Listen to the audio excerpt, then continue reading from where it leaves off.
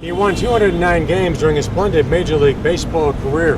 Competitive, fiery, you better believe it. His name is Milt Pappas. How you doing, everybody? I'm Chad Kopic. Welcome once again to the Daily Kopic, brought to you by our great friends over at Carmichael's, the place for steaks, 1052 West Monroe Street.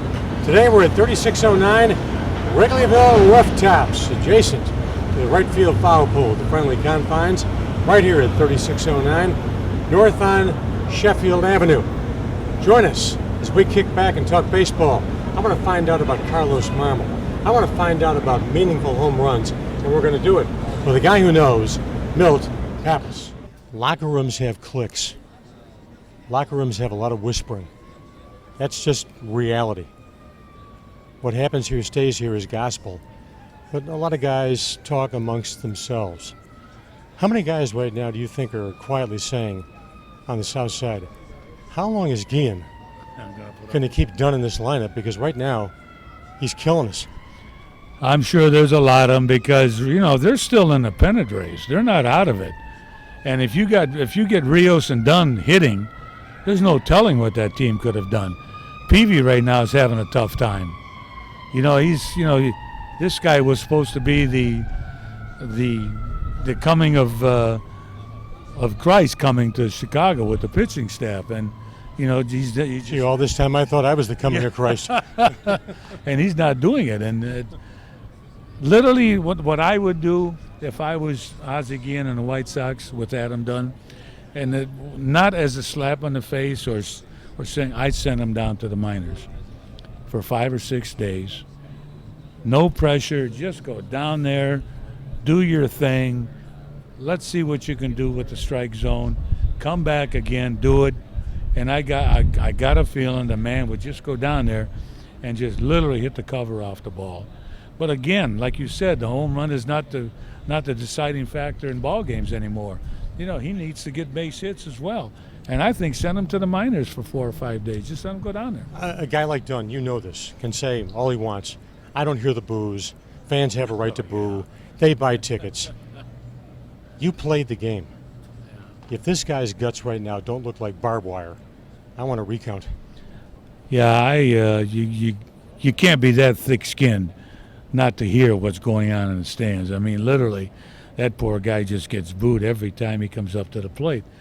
And he's not getting booed when he's on the road. He's getting booed at home, which, is not the right thing to do. But at the same time, people are paying big money now to go to a ball game. Not like it was when I played, where the game I played, my no-hitter, I saw a ticket stub the other day online.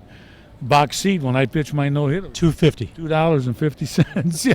Today it'd be $90. I know, I was in row 9. This is enough to make a person choke. Soriano still has $63 million left on his contract.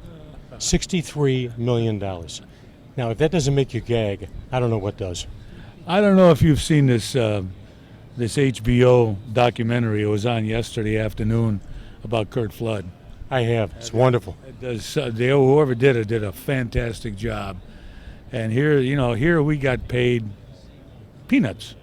My highest salary was $70,000, and today the minimum salary is $410,000. And with the record I have of 200 wins, I'd probably be making $10-12 million a year today. They say it's all relative. Bull crap. It's not all relative. No, not that kind of money. I'm sorry. I mean, there's a lot of guys getting overpaid, but I don't have any sympathy for the owners, because if they would listen to what we told them when we hired Marvin Miller and negotiated every year when the season ended, and every time we brought up free agency or something to that effect, they told us to go to hell. You guys don't know what you're talking about. And we said, my friends, one day you're going to look back at this and say, boy, we really screwed up. We should have listened.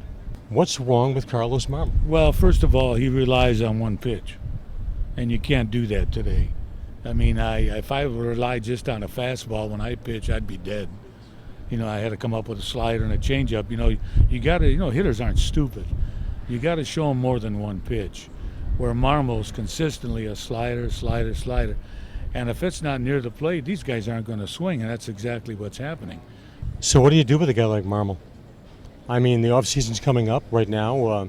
as we speak. His confidence has got to be at a low ebb. Right now, he's lost the chutzpah. He's lost the feeling of dominance. How do you regain that, especially with a ball club that's going nowhere fast? I have no idea who started this crap about pitchers have to pitch every fifth day. They can only pitch 5 or 6 innings. They get to a 100 pitch count. To me, this is all bull crap. When I took the mound, especially with Paul Richards as my manager in Baltimore, he would flat out tell me, he said, don't look behind you, there's nobody there. So, he said, yeah, and he was right. I mean, who started this, that you can only pitch 5 innings? And you kill the bullpen. These guys are up every day, Chet, because the starting pitchers aren't going 9 innings. And I don't know who started this, but it's just totally ridiculous situation. Baseball has got to go back to the funnels of where it was when I played. When you played, I thought there was a degree of respect between ball players and umpires. And the right to argue was part of the act and part of the action. Anybody who tells me today umpires are not becoming dictatorial and don't think in their own way that, for heaven's sakes, they're more important than the ball players is nuts or naive. Yeah, it's gotten to a point where the umpires now are running the game more than they ever have in the past. You can't say anything to an umpire anymore. He'll run you immediately. You can't pitch inside anymore to a hitter. They'll throw you out of a game. To me, if I couldn't throw inside, I would have never won. You would have had to work for a living. Oh, yes, I would have had to come up with something different. Go out, sweep the streets after the game or something. But they've taken everything away from the pitcher, and the umpires are now the control of the ball game. And for Bruce Fleming to say to somebody years later, after my should have been perfect game, to say, I didn't know he had a perfect game. How stupid can you be? Come on, Bruce. Nobody went that way. I've talked to Fleming about this 1,000 times, and Bruce is a likable guy, but in my opinion, he's an SOB. The pitch caught at least the fringe of the plate, and even if it didn't, for heaven's sakes, 26 down, you're on the cusp of history. 8-0 lead. Think about Dale Mitchell facing Don Larson in '56 in the World Series. The pitch was 4 feet outside, and Babe Parilli gives him the strike for the perfect game. You should have been given that strike. That's history being made, and I told Fleming the next day when he came up and gave me a ball, he said, could you sign this? And I said, yeah, I'll sign it, but I'll tell you where to stick it after I sign it. And I said, you realize what you did yesterday? He said, well, what do you mean? He said, well, name me one umpire that called a perfect game. I said, Bruce, you're missing the point of the whole conversation. Those other 9 umpires at that time could go the rest of their life, whether they're sitting in a bar, at home, or with a group of friends, speaking at engagements or whatever, saying, I called a perfect game. You dumb bastard, you can't say that. One final question. We're headed, and I wrote about this in my book, Fat Guys Shouldn't Be Dancing at Halftime, and I quoted you. Within 10 years, forget about the 6-inning quality start. 6 innings, 3 runs, now go, rest in the whirlpool, sign a few autographs.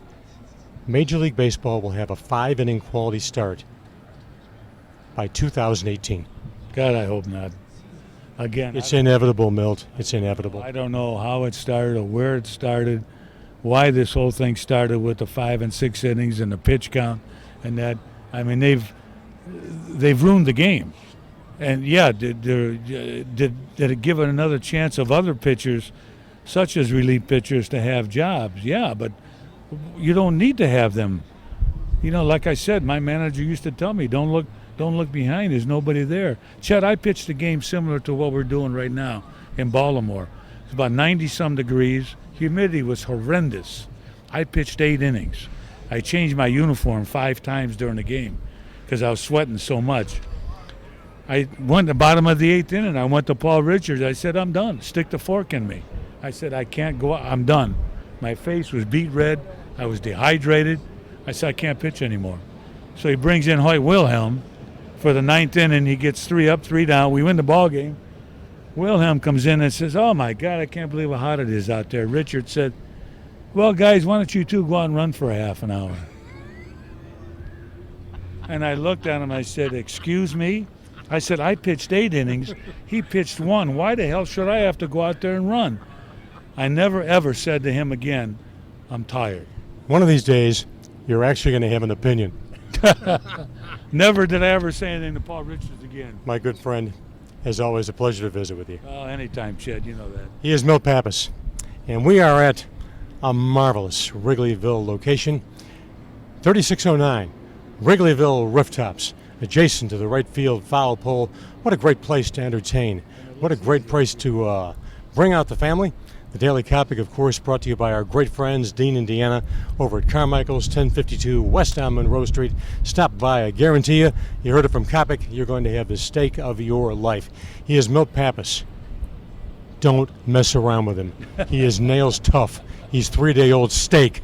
I'm Kopic. We're out of here. Take care, everybody.